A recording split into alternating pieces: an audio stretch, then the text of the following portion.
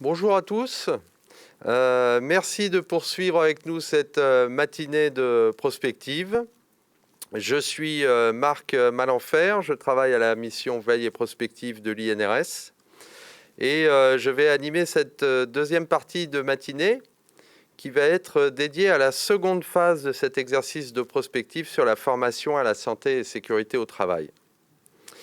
Pour cela, nous allons dans un premier temps vous présenter cette phase et ses conclusions. Puis nous donnerons la parole aux partenaires sociaux qui y ont participé pour qu'ils puissent débattre des différentes questions qui ont émergé de leur séminaire de travail sur le sujet. Donc je vous propose de commencer tout de suite par une présentation de cette phase stratégique.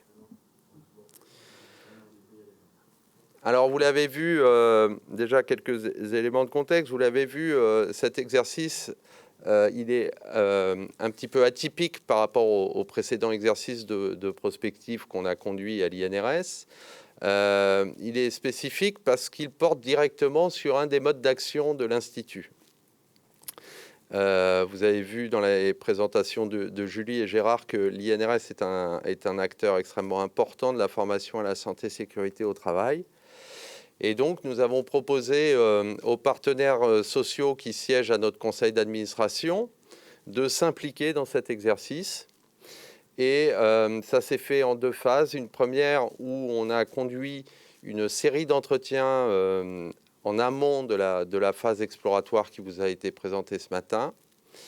Et puis, surtout, cette seconde phase où on a organisé une phase stratégique où les 8 organisations représentées au conseil d'administration de l'INRS ont bien voulu accepter de participer à ce travail et elles se sont impliquées dans la démarche et nous tenons à les remercier particulièrement pour cela.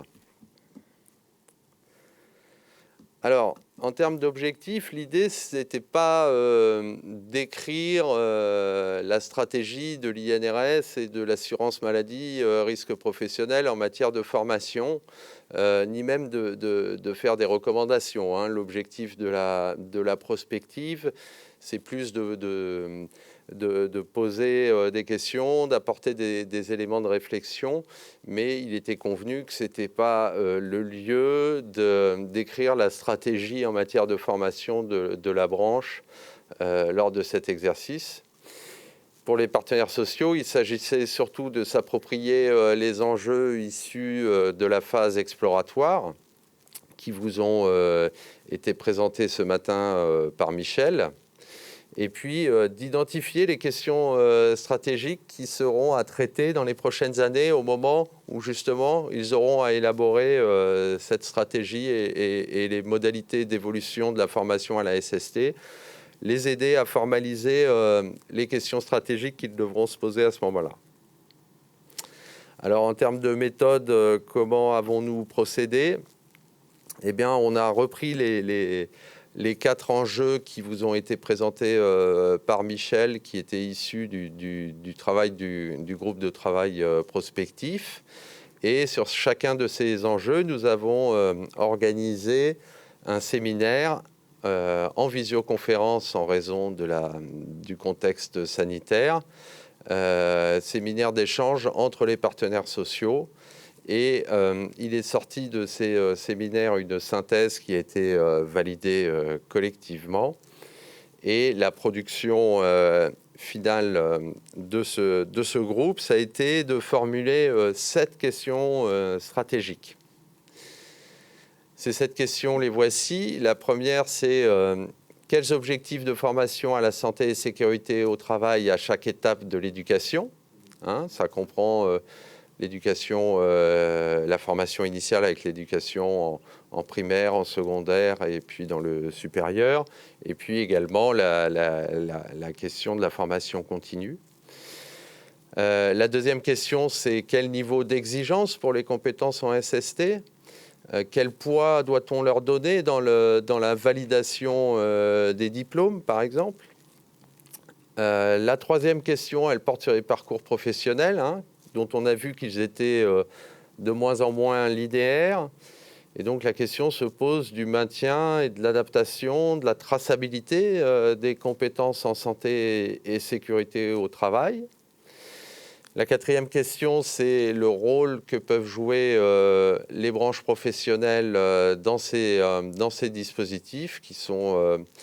donc ça, c'est un sujet sur lequel on reviendra particulièrement lors de la deuxième table ronde.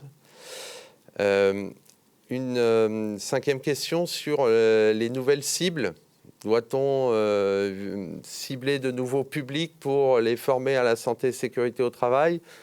On a vu dans le chat, on y reviendra, qu'il y avait des questions sur la formation des managers, sur la formation des chefs d'entreprise.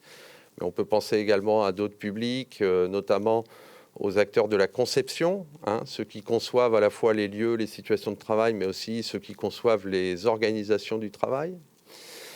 La sixième question, c'est celle de l'apport des technologies de l'information et de la communication à la formation à la SST.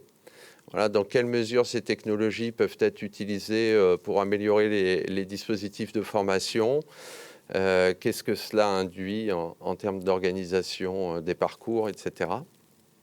Et la septième question, c'est quelle garantie pour une offre de formation de qualité à la santé et sécurité au travail ? Et ça également, c'est une question sur laquelle nous allons revenir durant les tables rondes.